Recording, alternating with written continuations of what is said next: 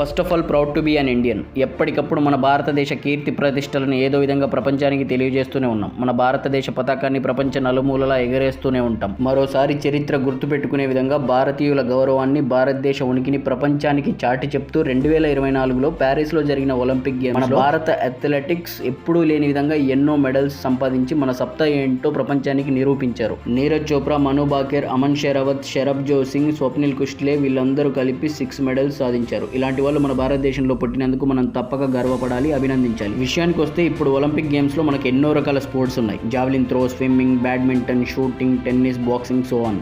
కానీ 1912, 1948 మధ్య కాలంలో కాంపిటేటివ్ ఆర్ట్స్ కూడా ఒలింపిక్స్ గేమ్స్ లో భాగంగా ఉండేది. కాంపిటేటివ్ ఆర్ట్ అంటే ఏంటనుకుంటున్నారా? Architecture, painting, sculpture, literature and music. వీటికి కూడా అథ్లెటిక్స్ తో సమానంగా గోల్డ్, సిల్వర్, బ్రాంజ్ మెడల్స్ ఇచ్చేవారంట. తర్వాత 1949లో ఈ కాంపిటేటివ్ ఆర్ట్ ఒలింపిక్స్ గేమ్స్ నుంచి అన్లిస్ట్ చేసి రిమూవ్ చేశారంట.